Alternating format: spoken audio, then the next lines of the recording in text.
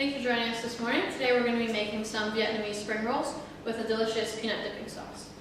And they're going to also have some delicious garlic prawns, avocados, cucumbers, and carrots. And this is a great snack to make with the kids after school or also right after the gym, as there's a ton of really great protein in the shrimp and the peanut dipping sauce as well. So along the way we're going to demonstrate some key cooking techniques such as how to choose and cut an avocado, and how to cook the shrimp properly, and how to julienne a vegetable. And so we'll start off with our carrot. And when julienning vegetables, which is sort of just a fancier word for cutting them into bite-sized pieces, we want to cut them into the size that we're looking for the roll. So that's going to be about 3 inches. And then we're going to cut the top off and the bottom. That way they're not rolling all over the cutting board. That just happens. And we're going to cut that into about a 1/4 inch thick piece. And we're going to drag our knife through a couple of times. And again, this is so the spring roll has an even bit of crunch on every single bite. And then we're going to do the same thing with the cucumbers and the carrots, which we have right here. We've already cooked up some prawns here with a bit of coriander and garlic. Before we cooked them, we removed the tails from the prawns, as it creates a crunch and isn't very nice when actually inside the roll. So to do this, we simply sort of pinch along the side of the tail and pull, leaving as much meat as possible on the end and not inside the tail. We then put in our pan with a bit of oil and cook for about 4 to 5 minutes, or until you see that the prawn tails are getting closer together to the head of the tail. We don't want to overcook it, as this creates it to be chewy and rubbery, which isn't very nice.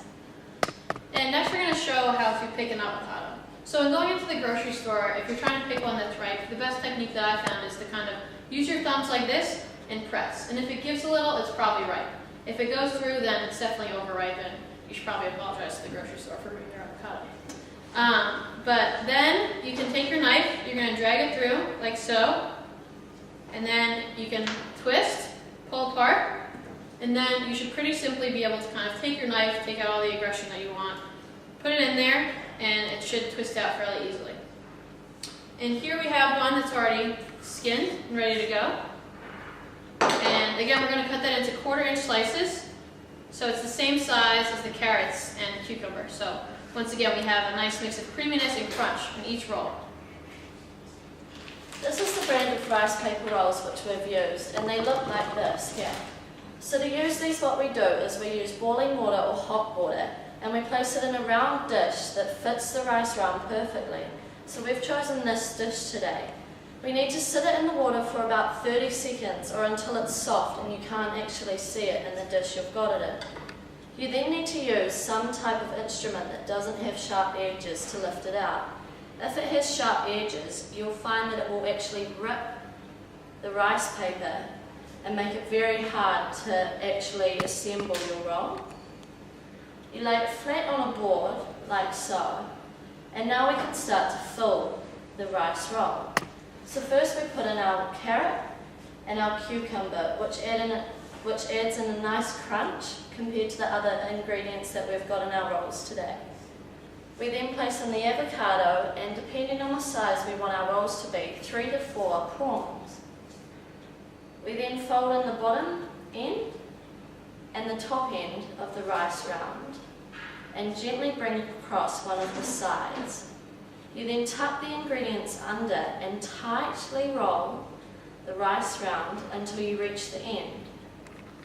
This should look like what your rice roll should look like. This is quite big and you can make them a lot smaller, but again it depends on the size you feel like making. You can either serve it like so or cut in half, so that when you serve it, the people eating your food can actually see what is inside your roll, which works quite well and also looks very neatly formed when it's arranged on a plate.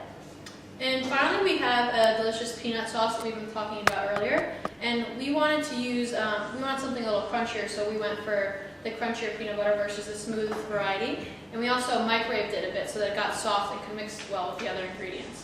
We also added a 1/4 cup of soy sauce, some mint, some coriander, some lime juice, and some soy sauce. And although that kind of sounds like a weird combination, we promise it adds a delicious kind of Thai flavor to the dish. And thank you for listening, and you can find the recipe on Food in a Minute.